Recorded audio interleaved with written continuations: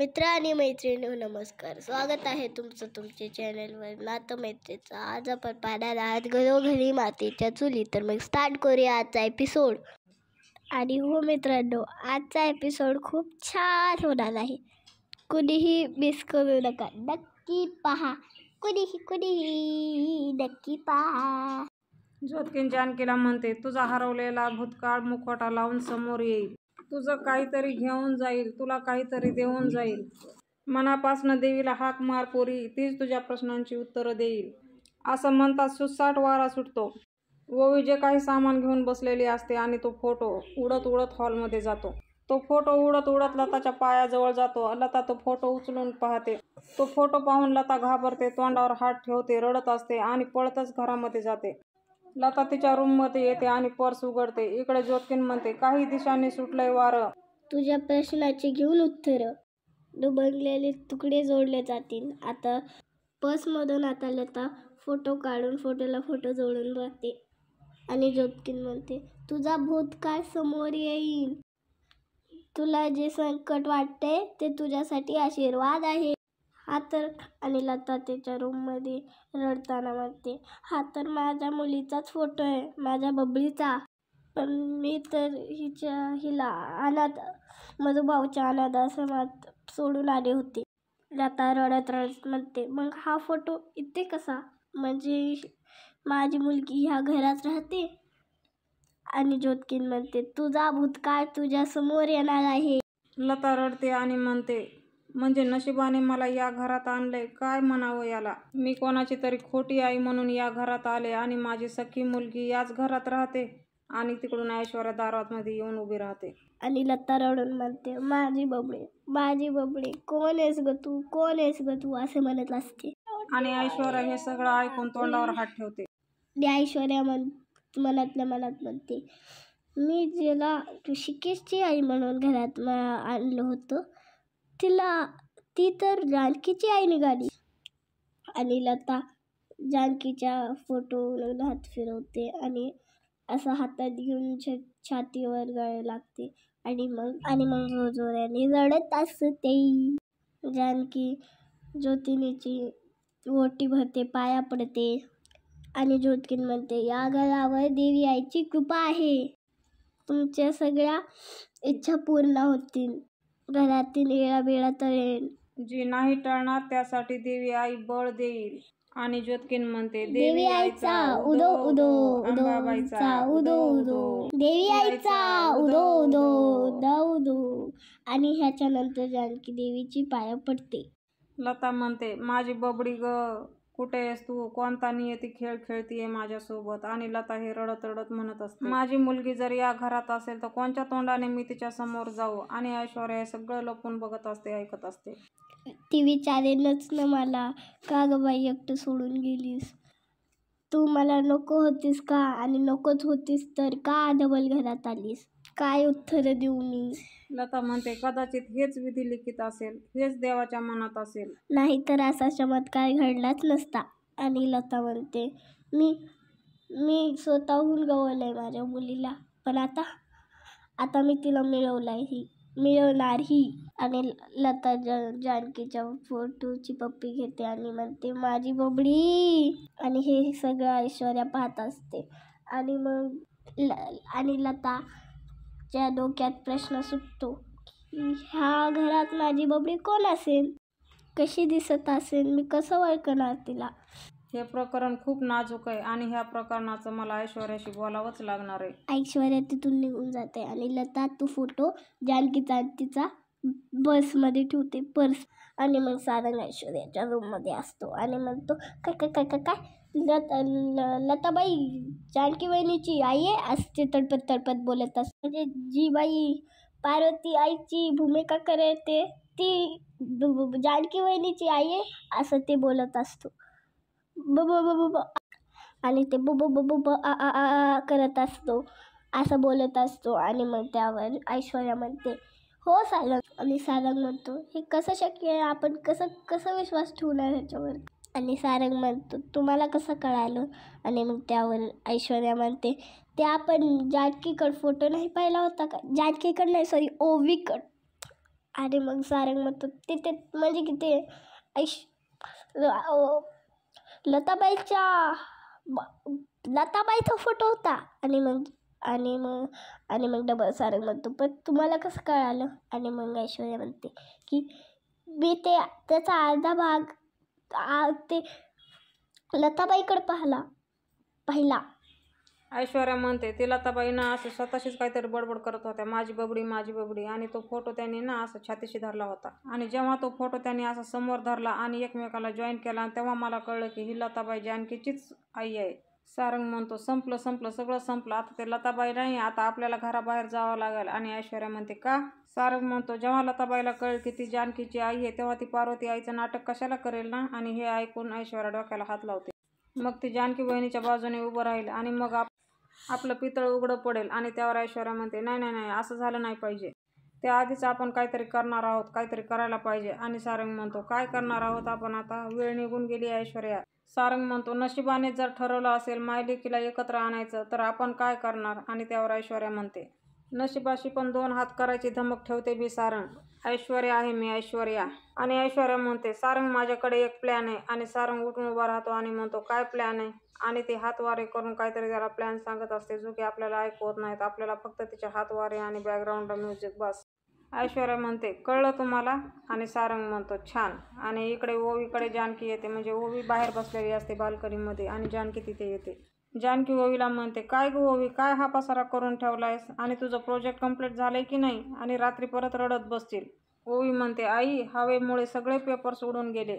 जानकी म्हणते हवेसोबत पेपर पण उडाले, हरकत नाही, दुसरे असतील, थांब मी घेऊन येते. आणि तोच ओवी म्हणते आई पेपरासोबत तुझा फोटो पण उडाला. जानकी विचारते कुठला फोटो. आणि ओवी म्हणते तुझ्या लहानपणीचा, तुझ्या आईने मधुभाऊला दिलेला. जानकी म्हणते हवेने उडाला. काय ग बाळा, तुला मी सांगितलं होतं ना तो फोटो नीट जपून ठेव. माझ्या आईची शेवटची आठवण होती ग ती, असा फोटो हरवून नाही चालणार. आणि जानकी इकडे तिकडे पाहते. ओवी म्हणते सॉरी आई. आणि त्यावर जानकी म्हणते नाही नाही माझं चुकलं, तो फोटो मी तुला द्यायलाच नको होता. ओवी परत जानकीची सॉरी मागते आणि म्हणते अगं मी ग्लू आणायला गेले आणि तितक्यामध्येच ते पेपर्स आणि फोटो उडून गेले. जानकी म्हणते असे कसे हवेने उडाले, चल शोध पटकन, इथेच असतील कुठेतरी.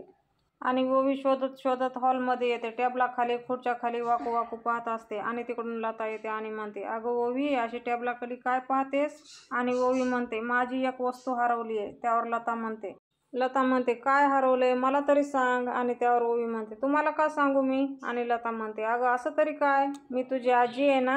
आणि त्यावर ओवी म्हणते नाही तुम्ही माझी आजी नाही आहात, माझी आजी सुमित्रा आजी आहे. आणि तिथे जानकी येते आणि ओवीला म्हणते ओवी तुला कितीदा सांगितलंय मोठ्यांना उलट उत्तरं द्यायची नाहीत, सॉरी म्हण त्यांना. पण ओवी शांतच असते. परत जानकी म्हणते सॉरी म्हण त्यांना. आणि ओवी म्हणते सॉरी. आणि लता म्हणते आजीला कोणी सॉरी म्हणतं का. जानकीला ओवीच्या हाताला धरते आणि हॉलमधून बाहेर जाते. आणि त्या बाहेर शोधाशोध करत असतात. आणि लता इतकुसं तोंड करून त्यांच्याकडे पाहत असते. लता मनात म्हणते ही जानकीच माझी मुलगी असेल, ही माझी बबडी असेल का. आणि ऐश्वर्या वरून रडत रडत खाली येते. आणि सारंग म्हणतो रडू नका रडू नका. आणि ऐश्वर्या म्हणते कसं रडू नका, कुठे गेला असेल तो फोटो. सारंग म्हणतो कुठला फोटो, कसला फोटो. आणि त्यावर ऐश्वर्या म्हणते अहो तो फोटो माझ्या लहानपणाची निशाणी आहे सारंग. आणि सारंग म्हणतो हो. ऐश्वर्या रडण्याची ॲक्टिंग करते आणि म्हणते अहो सारंग तो कसं माझा लहानपणाचा फोटो हरवलाय, तुम्हाला कळत कसं नाहीये. तो फोटो माझ्या आईची शेवटची आठवण होती हो. आणि सारंग म्हणतो काय. आणि लता तिथेच रडकं तोंड घेऊन त्यांचं बोलणं ऐकत असते. ऐश्वर्या लताच्या पुढे नाटक करून वर निघून जाते. आणि ही तोंडावर हात देऊन इकडे काही तिकडे काही पाहत तिथंच उभी राहते. आणि लता मनात म्हणते ऐश्वर्या म्हणजे तो फोटो ऐश्वर्याचा होता, ऐश्वर्या माझी बबडी. आणि ती परत रडत असते. आणि ऐश्वर्या तिच्या रूममध्ये असते, डोळ्यामध्ये ग्लिसरीन टाकून रडत असते. आणि सारंगला विचारते आली का. आणि सारंग म्हणतो हो आली आली. आणि ती म्हणते एक वेळेस पैसे गेले असते तरी चालले असते, पण माझ्या आईचा फोटो, असं म्हणून ती रडत असते. फोटो हरवला, आता काय करू मी, तो फोटो कसा काय हरवला माझ्याकडून सारंग, असं म्हणून ती रडत असते.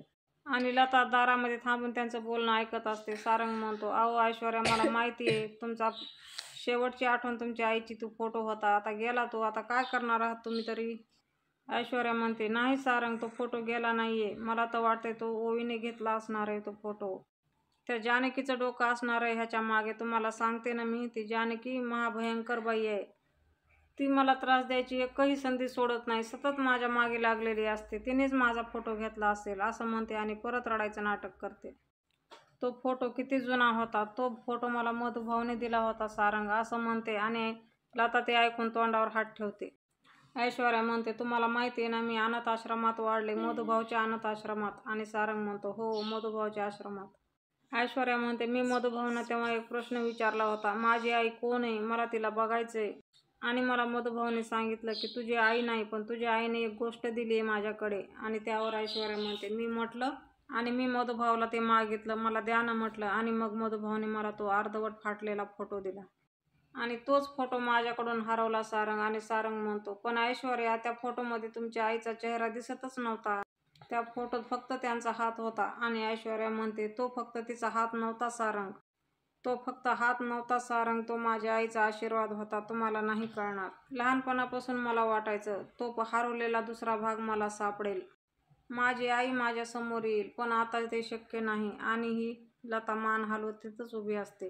ऐश्वर्या परत ग्लिसरीन टाकू टाकू रडत असते आणि म्हणते, माझी आई आता मला कधीच सापडणार नाही. आणि सारंग म्हणतो, ओ ऐश्वर्या, रडू नका, सावरा स्वतःला. लता म्हणते, आता तर माझी खात्रीच पटली की ऐश्वर्याच माझी मुलगी आहे. आणि लतामध्ये एंट्री घेते ऐश्वर्या म्हणते. आणि ऐश्वर्या म्हणते, अहो लताबाई, तुम्ही नंतर या, माझा आता मूड नाहीये. आणि लता म्हणते, नाही, मला आत्ताच बोलायचंय. ऐश्वर्या म्हणते, तुम्हाला तुमचे पैसे हवेत का, तुमचे पैसे मी लवकरच देईल, जा तुम्ही. आणि त्यावर लता म्हणते, पैशासाठी नाही ग आले मी. लता म्हणते, तुझी ज्या गोष्टीसाठी घालमेल चालली आहे ती गोष्ट दूर करायला आली आहे मी. आणि गार्डनमध्ये ओवीला एक तुकडा दिसतो कागदाचा आणि ती म्हणते, आई, इथे फोटो आहे का. आणि जानकी तिथे येते आणि तो तुकडा उचलून पाहते, पण तो फक्त एक कोरा कागद असतो. जानकी नाराज होऊन खाली बसते. आणि इकडे लता म्हणते, तुझ्या आईची शेवटची आठवण माझ्याजवळ आहे. आणि ऐश्वर्या म्हणते, काय. ऐश्वर्या हात जोडते आणि म्हणते, लताबाई, मी तुमच्यासमोर हात जोडते, प्लीज प्लीज तो फोटो मला द्या ना. आणि सारंग म्हणतो, ओ लताताई, द्या ना त्यांचा, प्लीज प्लीज फोटो त्यांना देऊन टाका. आणि लता पर्समध्ये हात काढून फक्त जानकीचा तुकडा तिला देते. ऐश्वर्या म्हणते, थँक्यू सो मच लताबाई, तुमचे हे उपकार मी कधीच विसरणार नाही. ऐश्वर्या म्हणते, आयुष्यभर मला रुखरुख लागली असती ओ लताबाई, हा फोटो जर मला मिळाला नसता तर. लता म्हणते, आणि तुला आईच जर मिळाली तर. आणि ऐश्वर्या म्हणते, सारंग ह्या काय म्हणतायत, मला काहीच कळत नाहीये. लता म्हणते, तुझ्या अर्धवट उरलेला फोटोचा भाग माझ्याकडे आहे. आणि ऐश्वर्या म्हणते, काय. ऐश्वर्या त्या फोटोला फोटो लावून पाहते आणि लताला विचारते, हा फोटो तुमच्याकडे कसा काय. लता म्हणते, माझ्याकडे नाही तर कोणाकडे असणार आहे, त्या फोटोतली बाई आणि तुझी आई मीच आहे ऐश्वर्या. आणि ऐश्वर्या रडण्याची परत ॲक्टिंग करते आणि म्हणते, काय, माझी आई. ऐश्वर्याला त्याच्या गळाला आई आई करून लागते आणि लता जोरजोराने बबडे बबडे म्हणून रडते. सारंग दोन्ही हाताने ऐश्वर्याला थम्स दाखवतो आणि लता म्हणते, तू माझी लेक आहेस आणि मीच तुझी आई. जानकी ओवीला म्हणते, माझ्याकडे आईचा एक शेवटचा फोटो होता, शेवटची आठवण होती, ती पण मला नीट जपता नाही आली.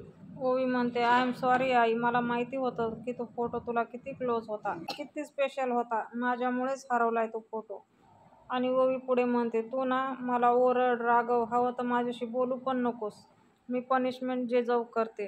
आणि जानकी ओवीच्या तोंडावरून डोक्यावरून हात फिरवते आणि म्हणते, ओवी, असं नको गं बोलू बाळा, तू काय मुद्दाम केलेस का.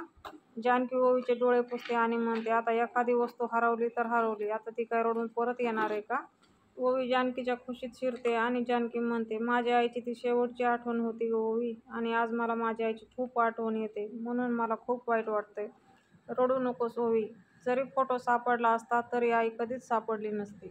उद्याच्या भागामध्ये आपण पाहणार आहोत, लता म्हणते ऐश्वर्याला, कळू दे सगळ्यांना, तुझी आई तुझ्यासोबत आहे. आणि त्यावर ऐश्वर्या म्हणते, अजिबात नाही हां. आणि परत शांतपणे म्हणते, आपलं हे गुपित आपल्यापर्यंतच ठेवावं लागणार आहे आपल्याला, आपण मायलेकी आहोत हे सत्य कोणालाही कळता कामा नये. लता गार्डनमध्ये बसलेली असते आणि तिच्यासमोर जानकी चहाचा कप धरते आणि म्हणते, हे काय, तुमच्या डोळ्यात पाणी. लता म्हणते, कुठं काय. आणि जानकी म्हणते, कसं आहे ना, खोटारड्या माणसाला पण कधी कधी खोटं बोलता येत नाही, सगळं कळलंय मला. आणि मित्रांनो, लाईक शेअर सबस्क्राईब नक्कीच करा आणि बेल आयकॉन नक्कीच प्रेस करा, कारण की आम्ही जेव्हाही नवीन व्हिडिओ टाकेन तुम्हाला नोटिफिकेशन नक्की मिळावी. तर मग भेटूया उद्याच्या भागात. Bye bye, take care. आणि एखादे सबस्क्राईब ही नक्कीच प्रेस करा. बाय.